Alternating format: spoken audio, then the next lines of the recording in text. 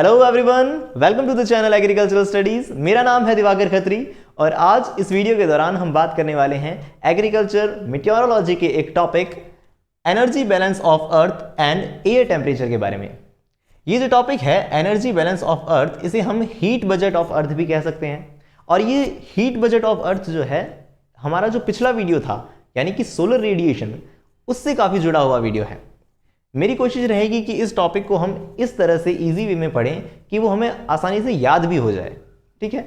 उसके बाद हम जानेंगे कि एटमॉस्फेरिक टेम्परेचर क्या होता है, लैप्स रेट क्या होती है, टेम्परेचर इन्वर्जन क्या होता है, ये भी काफ़ी इंपॉर्टेंट टॉपिक है। और उसके बाद हम अलग अलग तरह के वेरिएशंस देखेंगे, यानी कि हॉरिजॉन्टल, वर्टिकल, डेली और seasonal variations in atmospheric temperature.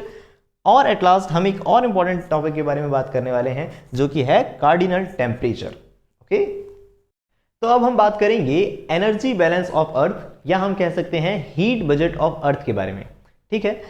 Energy balance क्या मतलब हुआ कि भाई सन से जितनी एनर्जी अर्थ पर आएगी, अर्थ उसे उतना ही वापस भेज देगी स्पेस में। मतलब एक बैलेंस बना हुआ रहेगा, है ना, कि जैसे कि मान लो जितनी एनर्जी आई थी उतनी ही एनर्जी सन जो अर्थ है उसे वापस भेज देगी, है ना। अर्थ जो है उसको उधार नहीं रखती कि भाई आज एनर्जी आई है तो 2 दिन बाद वापस कर दूंगी, ऐसा नहीं होता ना। अर्थ जो है हाथों हाथ उसी 24 घंटे के दौरान उस एनर्जी को वापस कर देती है। तो इस तरह से एक बैलेंस बना रहता है एनर्जी का, उसके बारे में हम अच्छे से बात करने वाले हैं, ठीक है। तो अब देखिए कि energy is received from sun in the form of small wave radiation and UV rays. मतलब कि जैसा कि आप जानते हैं, क्यों जानते हैं, क्योंकि इससे पहले वाला जो वीडियो था यानी सोलर रेडिएशन, वहां हमने बात करी थी कि जो सन है वो अपनी एनर्जी किस फॉर्म में भेज रहा है, शॉर्ट वेव रेडिएशंस के रूप में या स्मॉल वेव रेडिएशंस के रूप में। अगर आपने वीडियो नहीं देखा है तो देख सकते हैं आप उसे। स्मॉल वेव रेडिएशन क्या होते हैं, लॉन्ग वेव रेडिएशन क्या होते हैं, सब कुछ वहाँ डिस्क्राइब्ड है। तो energy is mostly received in the form of small wave radiation.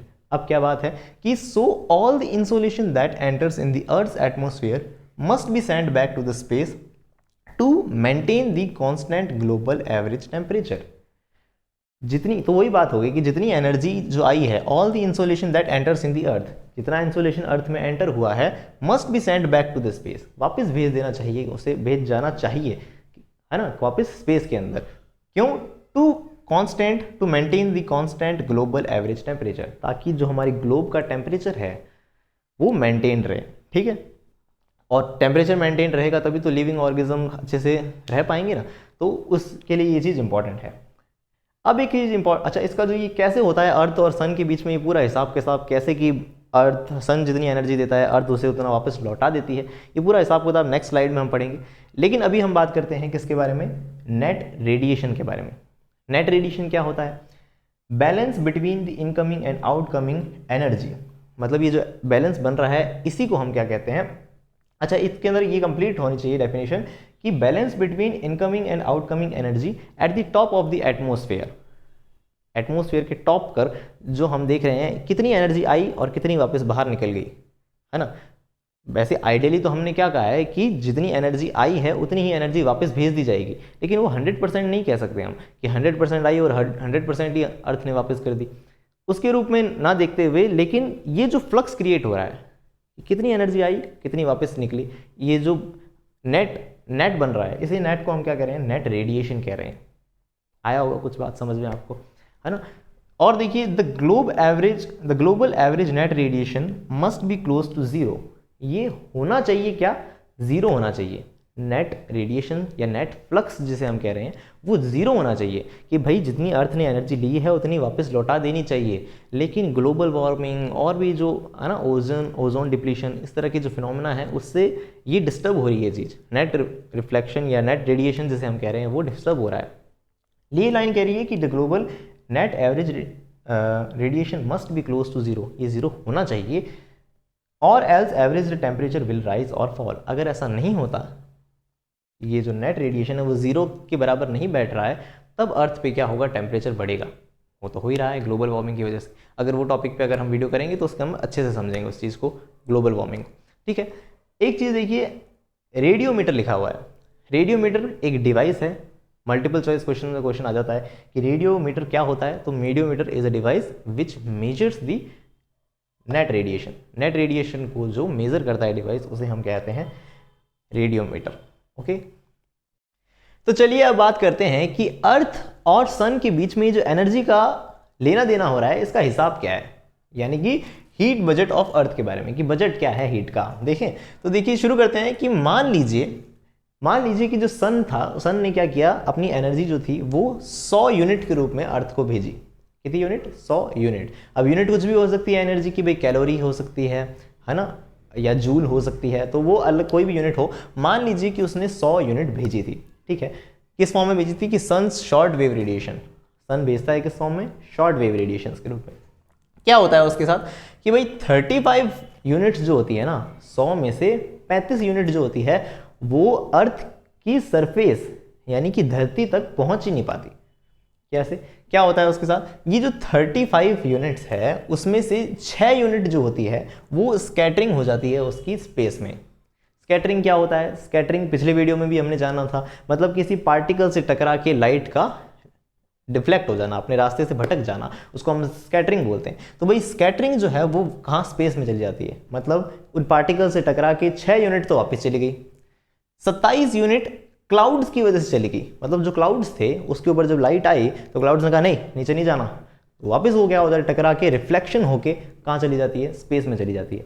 और 2 यूनिट जो होती है आइस की वजह से, मतलब ऐसी बहुत बड़ी जगहें हैं ना जहाँ पे क्या है, बहुत सारी आइस है, तो उस बर्फीले इलाकों से जो सनलाइट आती है टकरा के वापस कहाँ चली जाती है? तो हम देखते हैं स्पेस में चली जाती है। तो आइस जो होती है उसका एल्बिडो बहुत ज़्यादा होता है।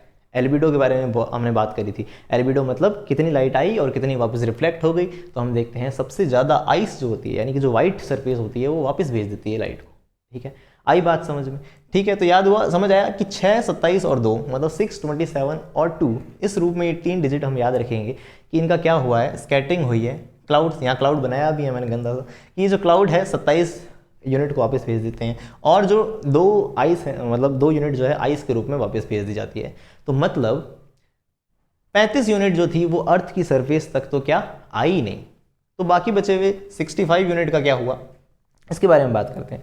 कि भाई देखो 65 यूनिट में से एक 51 और 14 इस तरह से टूट जाती है। मतलब कि ये जो 51 यूनिट है वो अर्थ की सरफेस वास्तव में क्या करेगी? एब्जॉर्ब करेगी। क्या मतलब निकला? कि अर्थ, धरती माता जो है ना, मतलब जो अर्थ की सरफेस है वो 51 यूनिट एब्जॉर्ब करेगी। मतलब अब अर्थ 51 को वापस भेजने का जिम्मा रखती है। तो 14 यूनिट का क्या हुआ है? तो 14 यूनिट जो है वो एब्जॉर्ब कर ली एटमॉस्फेयर ने। समझ आया कि 35 तो वापस ही लौट गई, उसमें से जो 14 थी, उसमें से जो 65 थी, 65 थी, उस 65 में भी जो 14 थी यूनिट, वो 14 यूनिट जो थी वो एब्जॉर्ब कर ली एटमॉस्फेयर ने। तो मतलब वो धरती पे नहीं पहुंच पाई। उसके बाद क्या हुआ? उसके बाद ये हुआ कि भाई absorb by the earth 51 unit जितनी बची, 51 यूनिट जो बची वो अर्थ ने अभी एब्जॉर्ब करी है।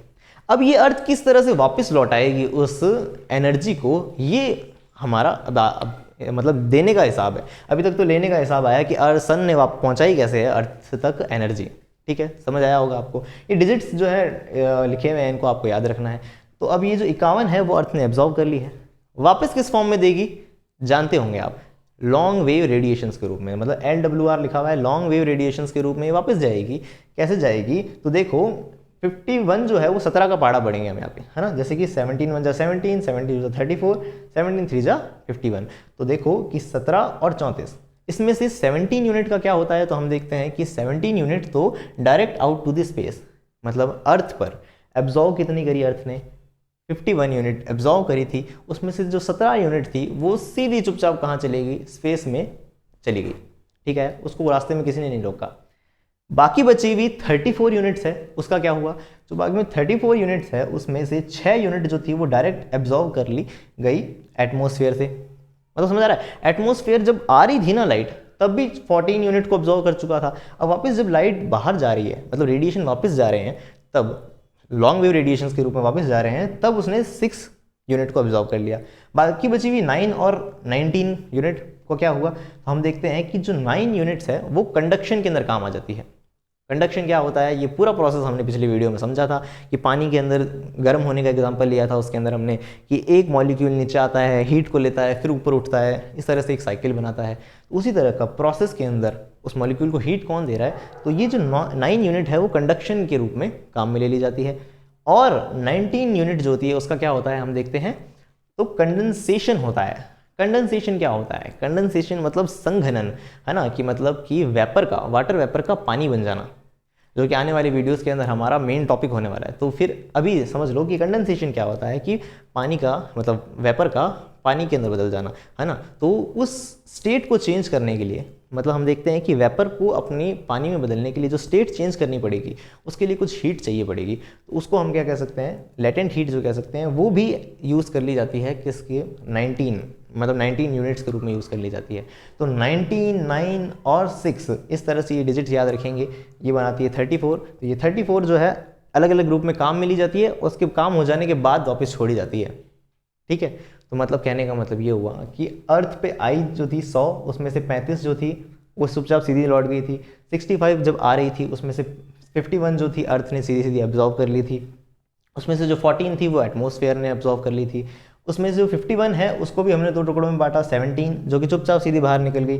कुछ चीज़ें चुपचाप बाहर नहीं जा पाई, उनको बीच में रोका गया। किसने रोका? तो देखो, एटमॉस्फेयर के एब्जॉर्प्शन ने रोका जाते वक्त, कंडक्शन प्रोसेस ने रोका और कंडेंसेशन प्रोसेस ने रोका। तो ये जो पूरा बजट है वो उसको क्या कहते हैं हम, हीट बजट कहते हैं। ओके, तो ये था हमारा आज का वीडियो, जिसके अंदर हमने बात करी एनर्जी बैलेंस या हीट बजट के बारे में। देखिए, इसकी जो मैंने शुरू में टॉपिक्स बोले थे वो टॉपिक्स इसी वीडियो के अंदर मैं कवर कर सकता हूँ, बट उससे ये वीडियो बहुत बहुत ज़्यादा लंबा हो जाएगा। मुझे नहीं पता आप में से कितने लोग उसे पूरा देख पाएंगे भी या नहीं। तो इस वीडियो के अंदर हम सब इतना ही जानेंगे। नेक्स्ट वीडियो जो होगा ऑफकोर्स उसके अंदर हम बात करेंगे कि एटमॉस्फेरिक टेम्परेचर क्या होता है, और उससे रिलेटेड जितने भी टॉपिक हैं उसको हम उस वीडियो के अंदर कवर करने वाले हैं।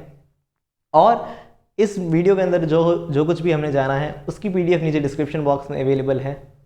साथ में अगर आप जनरल एग्रीकल्चर की नॉलेज और क्वेश्चंस के अंदर इंटरेस्ट रखते हैं तो आप हमें